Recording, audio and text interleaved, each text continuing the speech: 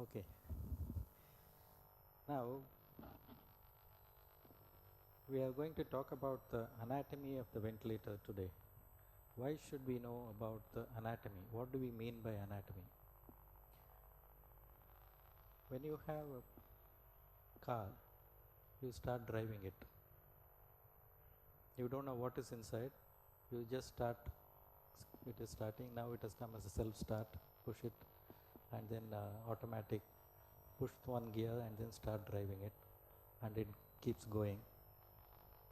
And if it stops in the middle, you abandon the car, call somebody, and then you go off. Somebody will come and do something and take the car out and go. And that is what has become the attitude now. Similar thing is happening with ventilators. It has become so sophisticated that you do not attempt to voice conversion, no? You do not attempt to identify what is the problem that is happening and rectify it if it is possible by yourself. Okay. Huh? But if you have some knowledge about how the ventilator is functioning, what are the components that are there inside which is likely to be malfunctioning, then it will be a great help to the person who is servicing as well as rectify it if it is possible locally. On that line, we will just have a look at the components of the ventilator, and later we will go on to next class is something we will go on to describe how these components are put actually into use when you use ventilator settings.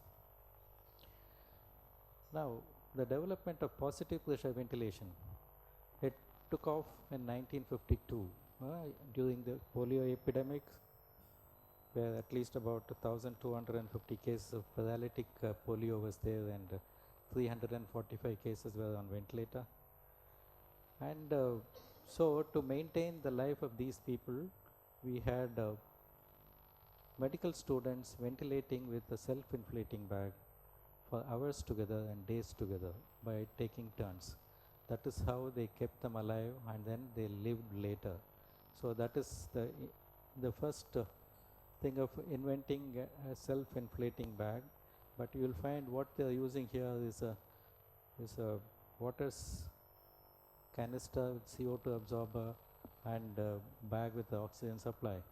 But later it was replaced by the Ambu bag, and last time I told you Ambu is not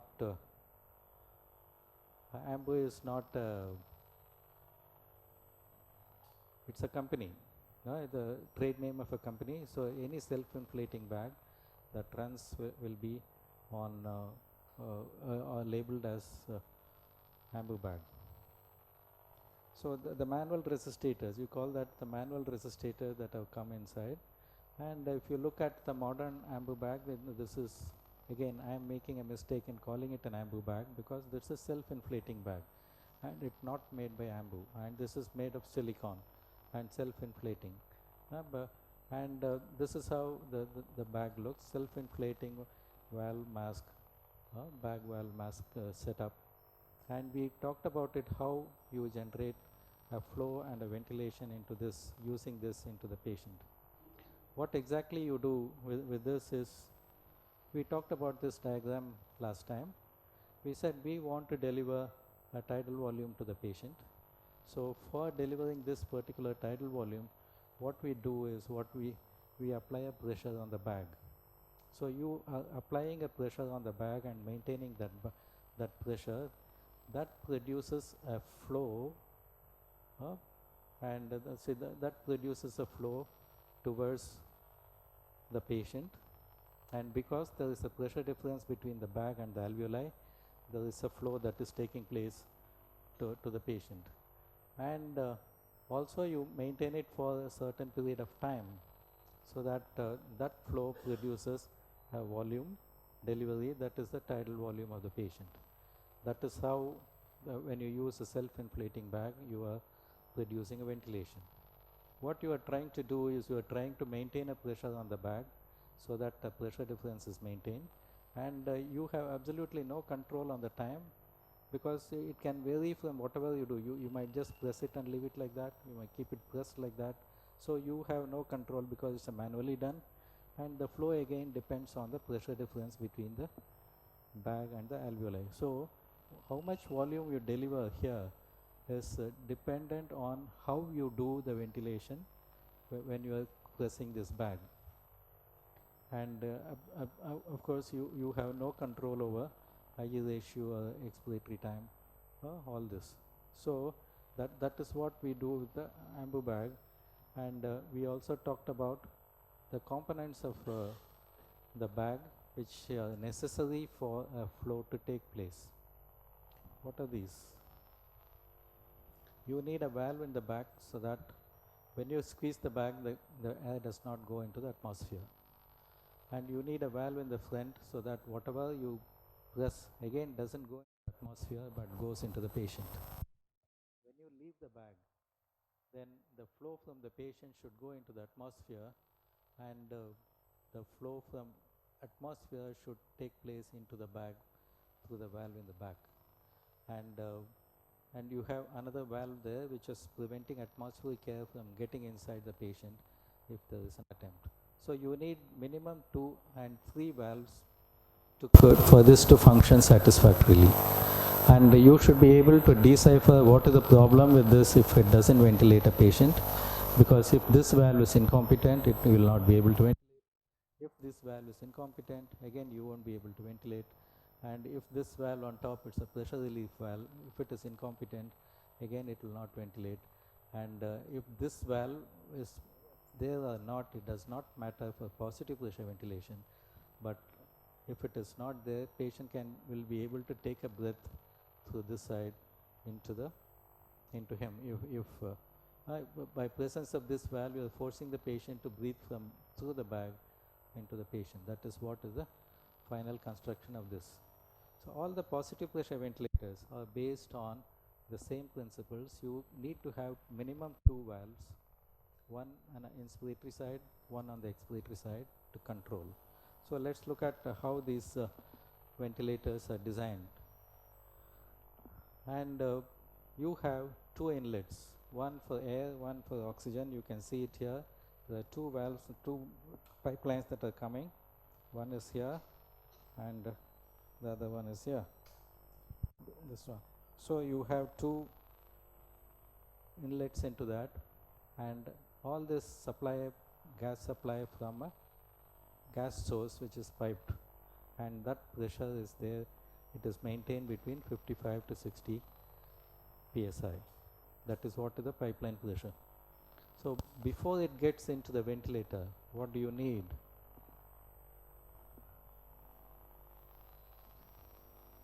You need to filter these gases. Why should you filter? When we are ventilating with an ambu bag, we are taking from the atmosphere and pushing it to the lung. When we are breathing atmospheric air, we are just breathing inside and breathing out.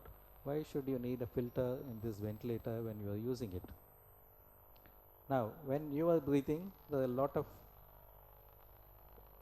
filters that are there biologically which filter off the dust and other thing. You have in the nose, you have and in the throat, and all that filter off most of the things, and what the air goes inside gets humidified from the nose and goes into the patient and to the same temperature. So the body has got that kind of capability to filter, humidify and warm up the gases before it reaches the alveoli, and it is warmed up to 37 degrees, though outside it is about 25.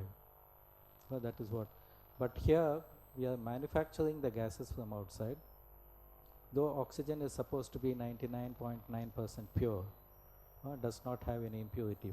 Pharmacopoeia wise, it is that specifications are met, but still we are sending it through the pipeline, and the pipeline can have erosions and then particles which can be there, which can come. So that is one. But most important is on the air. We are compressing the atmospheric air with a compressor outside. And then when you compress the air, along with that, whatever water vapor that is there also gets compressed. So you use a process there by which you are separating out the water and dry up the gases before they are delivered in the pipeline. it is not 100% foolproof. So when the gases come out in the pipeline, there is a possibility, especially with air, that water vapor also comes along with that. So that is why you have a dust filter that is there at the entrance, and then you have a contraption like this. This is where the gas come and get compressed, and if there is any water vapor there in that, then it will get condensed in this, which can be removed from the bottom. So this is a protection that is given to the ventilator, and you people can see here, this is this is what it is, and the water gets compressed and then it gets accumulated there, which can be drained off, so the water does not go inside the ventilator. So these are the two things that are needed, because we use very high precision equipments inside, valves and electronic boards. If any dust or any water gets inside, they will start malfunctioning. So you have to make sure that there is no water that is condensed in this, and once in a while this is supposed to be emptied from here to check whether any water accumulation is there in the pipeline, and that is coming here. So this is how the gas comes and compressed into this. There is a filter into this, and then it flows into the ventilator before, and any water that is there will get condensed into this and separate out, and which can be drained out from the bottom. Similar construction on this side. Okay, you have one for air and one for oxygen. Then you have the pressure sensors. What are these pressure sensors for? You need to monitor at what pressure the gases are being supplied into the ventilator, and this can also be seen from the machine. It will show line pressure so much, oxygen pressure, air pressure, all that. It will show this is what it is. So it is sensed before it is being sent inside. So you have a sensor which monitors the line pressure that is coming inside, and if there is any fall in this pressure, ventilator is set to give an alarm to tell you that supply pressure is inadequate.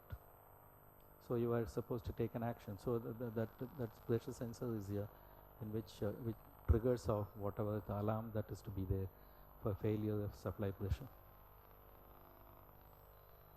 Okay, after that you have a pressure regulator. What is the purpose of this pressure regulator?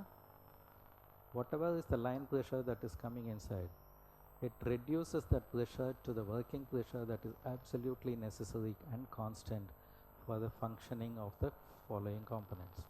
So if you are supplying it, so the range of the pipeline pressure may be anything between 45 to 60, but the outlet pressure after that, before it gets into the valves, is reduced to a working pressure about 15 psi.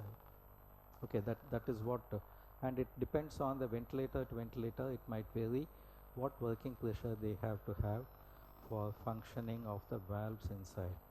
What are these functioning of these? You have these two, one valve for air and one valve for oxygen. What are these valves? These are called solenoid valves. So what is the function of the solenoid valves? How do they function? Normal position is there in closed position. Normally, if you apply a small amount of current, then the valve opens according to the amount of supply of voltage that is given to that by pulling of a magnet. So that is how these valves function, and they function to that precise extent. You can calibrate it to say that I want 0.5 liters to go, I want 3.5 liters to go, depending on the amount of current that is supplied to the valve. So they proportionately open, and so these are called proportional solenoid valves. And now all the modern ventilators use these valves for controlling the supply and calibrating and supplying the precise amount of air and oxygen that needs to go to the patient by whatever you are setting. So these are called proportional solenoid valves. And so the opening is so minute and then adjusted, so if any dust or water gets inside, then these valves will start malfunctioning. So that is why you have a protection before that, to make sure that the working pressure on this side is kept constant, because they depend on this pressure, supply pressure, and they depend on the amount of electricity that is being supplied to it for controlling the flow. And after this is allowed, what they do is they have a flow sensor which continuously monitors how much of flow has taken place from the valve to the other side. From this end to the other end of the valve, how much flow has taken place. So you have a flow sensor inside, so which gives you every millisecond feedback to say this is the amount of flow that has taken place. So this is what is there on the inspiratory side. Then for controlling that, what do you need? You need a power supply. So you have a power supply that is there which comes as 230 volts, and then it goes through SMPS, that is, what is SMPS? Yeah? Common terminology used in all your electronic equipments, in a fridge and your TV, every power supply. Step mode power supply, which controls the amount of so whatever it is, then it brings it down to the working the voltage that is needed for the controller board. And if there is a failure in the power supply, AC power supply, you have a backup battery. That is what is happening here. It is going through the backup battery to keep this board alive. So if the battery is dead, if the power is not there, the controller board will be dead, and then your ventilator will go off, will be dead again. So that is what you have on the other side for controlling. And what this controller board do, they give the command to the valves how much of the flow has to take place and how much, and then they take a feedback from the flow sensor to see whatever command that I had given, is it being executed satisfactorily. And so this is a feedback loop that goes on to precisely control what you have to give it to the patient. Okay. Now we talked about the control of a breath last time. One of the ways is a volume control. So we said that you set a tidal volume. What we set is a tidal volume, and what we set here, okay, so we talked about this particular diagram. We want to set a tidal volume, frequency, or a minute ventilation. Our target is to have this amount of minute ventilation that is going on.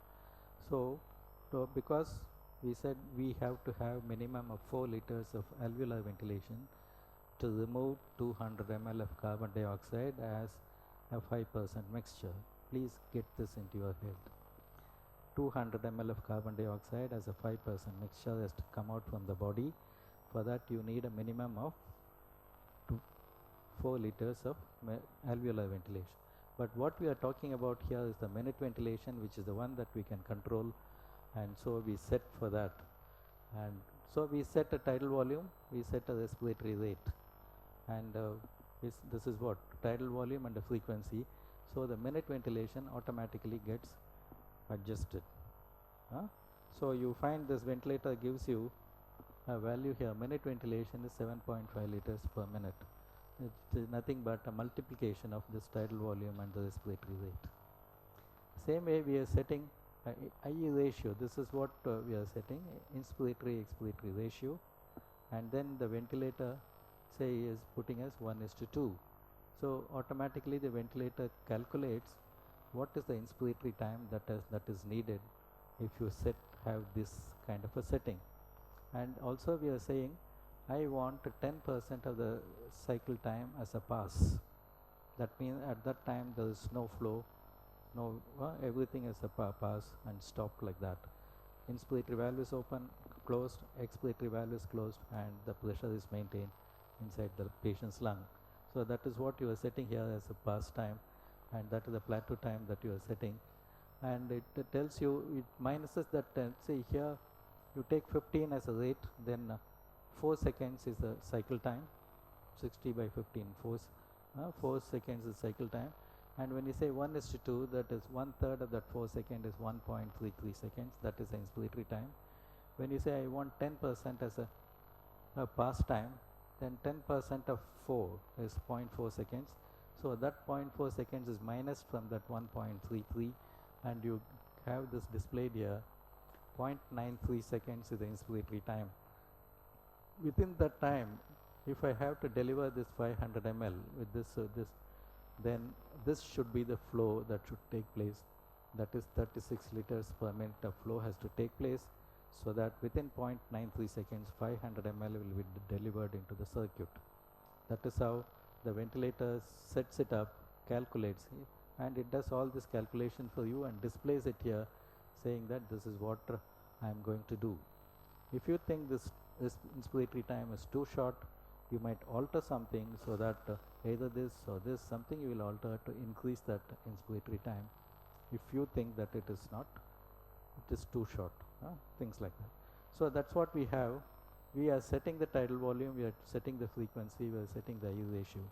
And I said of this 8 controls, you will be setting maximum of 3 controls when you want to set a ventilator. Some ventilator we are setting this, some ventilator we will be setting the other ones. So of this 8 controls, maximum 3 actual controls, and 1 plateau pressure is an additional one. That is how you control your ventilator and control the breath. Does it make sense to all of you?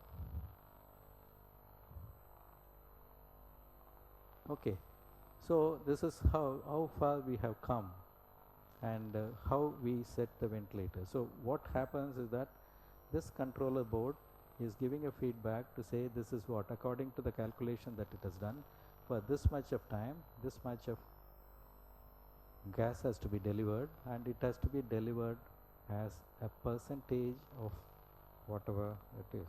You find that you are setting another one, that is oxygen percentage. So that means I want 40% oxygen, I want 60% of air. Is that right? Is that right? When I said 40% oxygen, I want to give this much of oxygen and this much of air, and say if it is 5 liters, what do you think is the calculation? 40 or 6 liters for 40 and 40, 60, what is the final thing? All of you start calculating that. Please remember, air contains 20% oxygen. That has to be computed as oxygen, so that the flow is adjusted accordingly. When you set a percentage of oxygen, the computer calculates all that, gives that much of flow of oxygen from there, this much of air which contains 20% oxygen. Computing percentage of delivery of oxygen is 40%. Okay, it is not that you give 2 liters here and 3 liters here. 5 liter for 5 liter, it is not 2 liters of oxygen and 3 liters of air. Understand? Okay, so all that computation is done by the computer. So from this feedback, then what happens? These gases which come out separately have to mix together. So you have a blending block in which they go and meet, and the blending block looks like this. You have 1, 2, the gases go, and you have a block into which they mix up before they go into the patient. So that is a blender that is there. Previously we used to have this blender outside, so in which you will have to adjust, and then according to the pressure what is delivered into the ventilator used to be a constant mixture of what percentage that you want. That control used to be outside, but now it is incorporated inside, and then all of them are totally electronically controlled, so that the amount of air, oxygen that has to be mixed is computed by the computer and then delivered. And you have the patient inlet. So you have the patient inlet. Yeah, circuit connected in this now.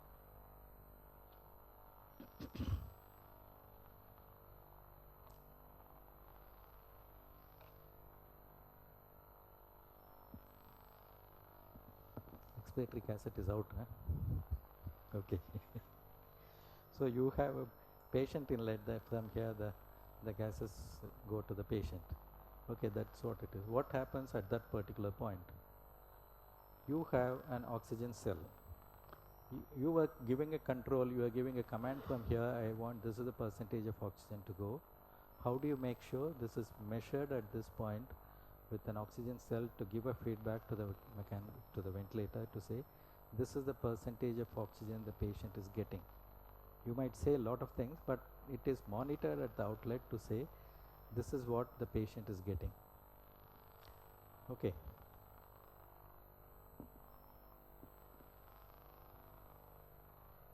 Then the inspiratory limb, the pipe, the goes to the patient. This is what happens on the inspiratory side.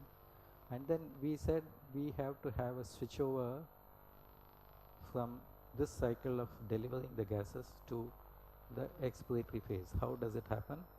Here, this model that we have seen, it is time control. So you are setting up a time. So after that time is over, inspiratory time is at 0.93 seconds.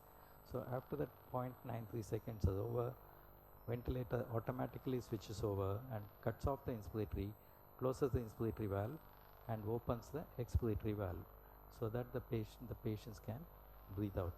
So that is how it is a switch over from inspiration to expiration takes place in this particular model. There are so many different ways of terminating the inspiration, but since in our hospital we are predominantly using this, and this is time controlled and volume preset. You are presetting the tidal volume, you are controlling it with the time. That is how these ventilators are functioning. So when it is compacted, you might think, how do I get all these pictures? I could get all these component pictures because I was involved in designing this particular ventilator along with the company in right from the beginning in prototype, and then compacting it and then passing it to the ethical committee for use on the patients. And we have done in our institute, we have done the analysis of this particular ventilator and how the components are functioning, and we have done the endurance test to see whether when I run it for say at 40 days continuously, whether the machine is functioning satisfactorily, is there any failure.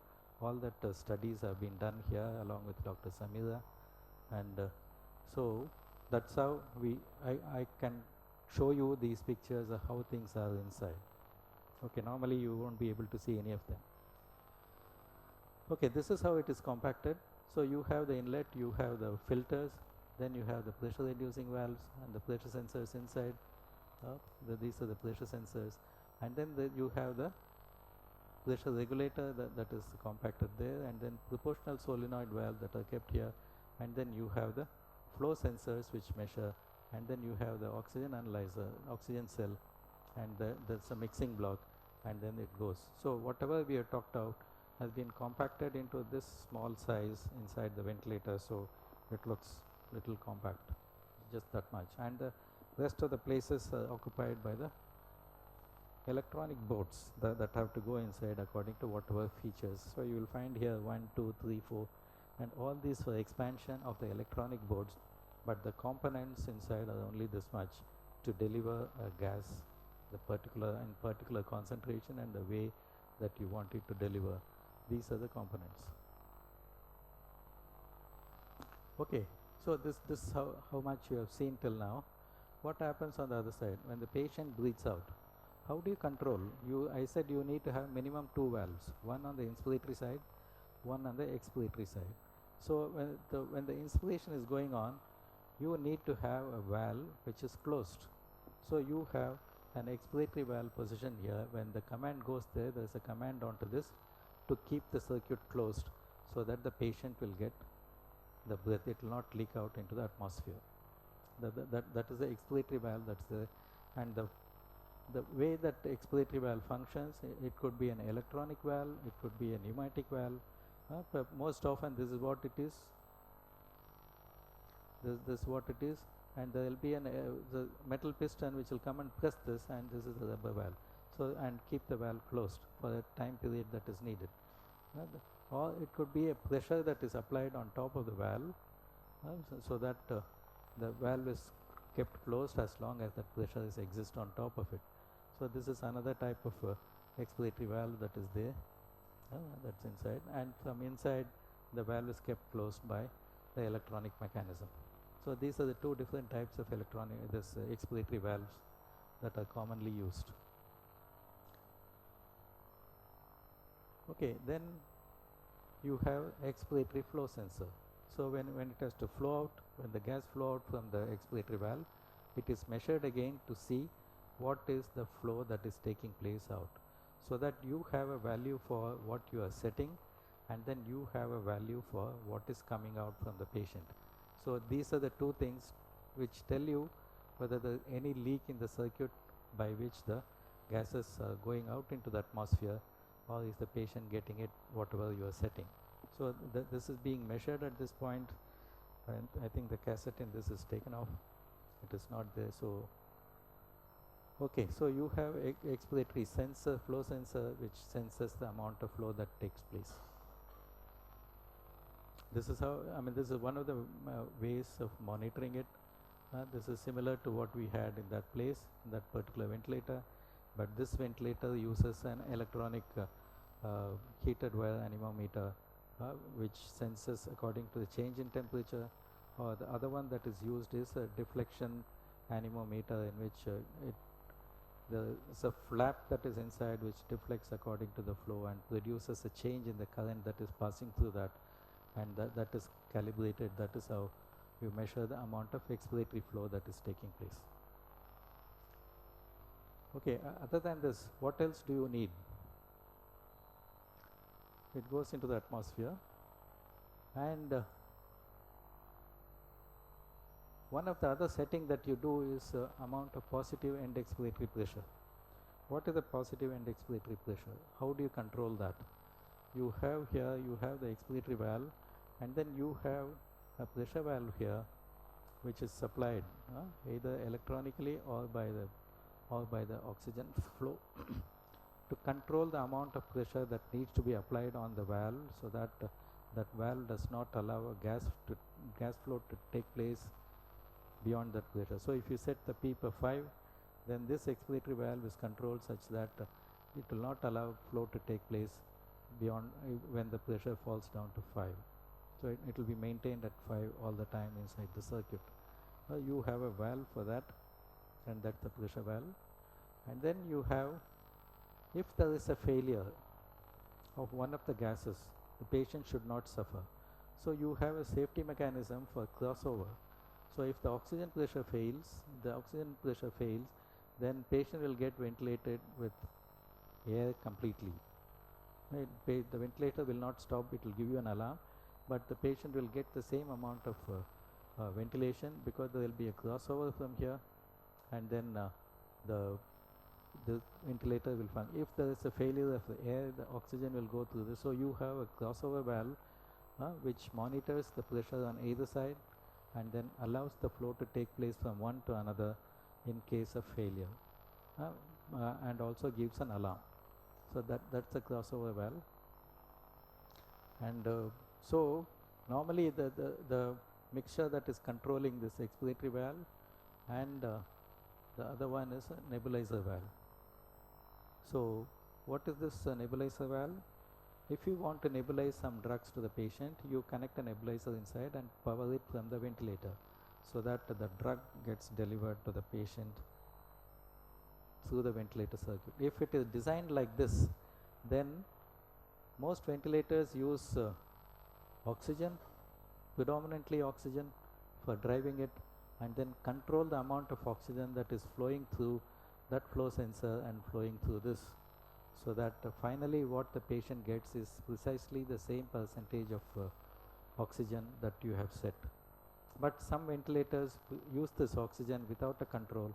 So anytime you connect a nebulizer to the patient circuit and nebulize drugs, you will find the oxygen percentage you have set is not maintained. It will go up, because nebulizer, the gas that is flowing through the nebulizer is predominantly oxygen. So if you have set 40%, when you connect a nebulizer, it might go up to 50, 60, according to how much of gas you are giving on the nebulizer. So you will find an alarm that is coming on in the ventilator to say that if you have set it, high oxygen is going. So that kind of an alarm can come on. So that is one thing. And you monitor the pressure that is developed inside the patient in the circuit by attaching a tube, and you monitor the proximal pressure near the patient's mouth. What is the pressure that is delivered? So most ventilators give you this kind of monitoring at the patient end, and most ventilators also give you the flow sensor to monitor the flow, inspiratory and expiratory flow near the patient. Okay, and this particular ventilator uses the flow sensors here. There are no flow sensor on the other side. There's another flow sensor here. These are the two things that are being computed to give you a flow. Similarly, for monitoring the pressure as well, this particular ventilator has a pressure monitoring at this place and a pressure monitoring on this side. So it computes the pressure difference between the two to give you the calibration for the flow that take place. But most of them monitor it at the patient end, and it is connected here and it is fed into the controller board. What does the controller board do? Why do we have to monitor this distal pressure, airway pressure at all?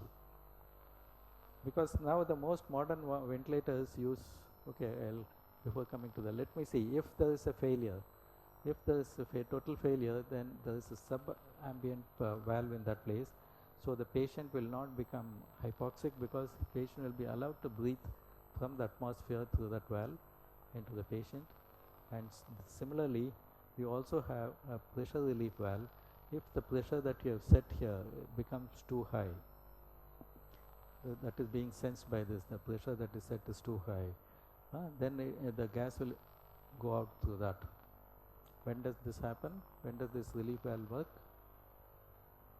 There are quite a few situations normally when that relief valve works, and then the gas goes out or the flow is cut off.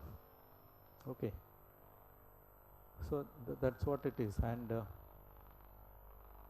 now this, what is the other mode of ventilation that we have talked about to start with, is the pressure based ventilation. You use an ambu bag, you apply a pressure, and then you deliver the flow. So can the machine do it same way? So that's what we'll see. And you have this pressure control ventilation option that is there. We have talked about the tidal volume, we have talked, and what I showed is we are generating a pressure at this point that is being set. This is the amount of pressure that I want to develop inside the circuit. That is controlled, and this is the rate, and that's the I ratio, and here it gives you the what is the inspiratory expiratory time.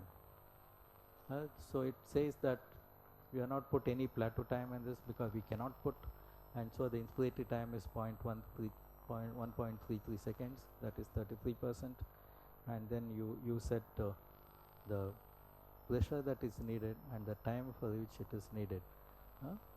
So the same way, what happens is this: you apply the pressure and you are setting the time, pressure and the time.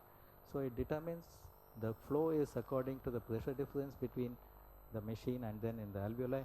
So the flow takes place, and then you are maintaining the time, so the tidal volume gets delivered.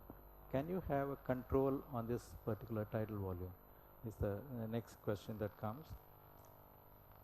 Possibly yes, possibly no.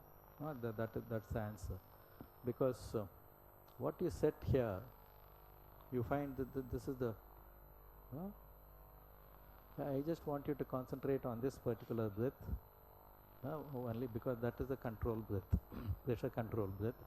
You have the pressure applied, the set pressure is 14 centimeters of water, so it just goes up to 14 centimeters within a short period of time, and ventilator makes sure that pressure is developed. Okay, because of the pressure difference, the initial flow is quite high, and it goes up to that, and the pressure is maintained at the same level for the time duration that you have said, that is 1 point whatever time it is. Okay, in that particular thing we saw 1.33 seconds. Okay, so it is maintained at the same level for that. Then what happens, the pressure difference between this and the alveoli, it starts coming down.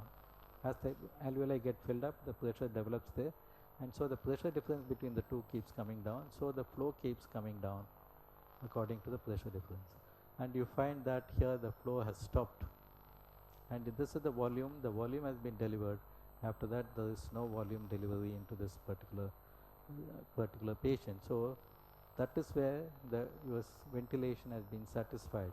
You want to give this much, and so you have set, but you have set a time of 1.33 seconds, so the ventilator continues to apply that pressure for that time duration without recognizing that the flow has stopped, the volume delivery has stopped, and the patient is not getting any further flow inside, but the ventilator continues to deliver that particular pressure onto the circuit and maintain it for the time duration. Okay, so how to adjust this pressure and how to looking at these waveforms, we'll talk a little later in the next class.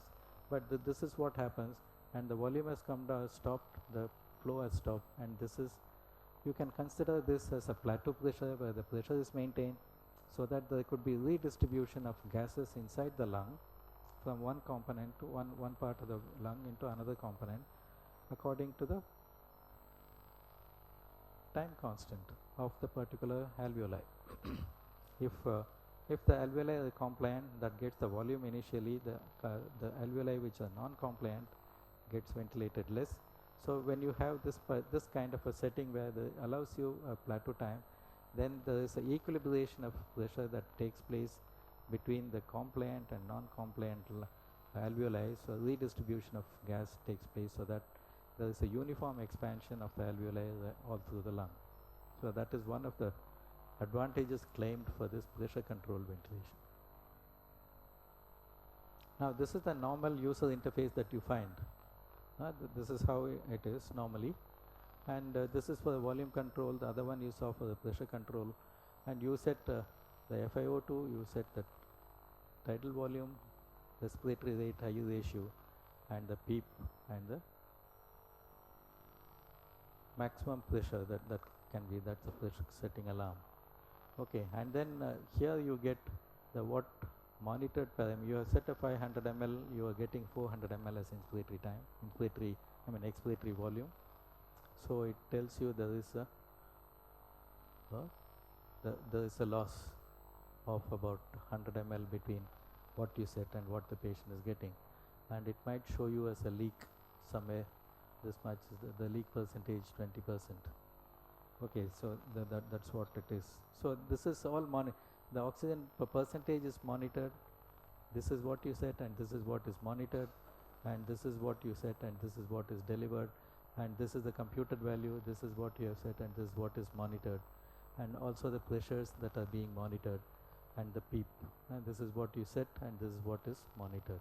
So whatever you set and whatever you monitor are displayed as a interface between you and the machine for you to work on it, and then you have these controls with which you can modify the settings or additional setting that you want to give. All that can be done using that. This is the normal anatomy of a ventilator. Okay, thank you.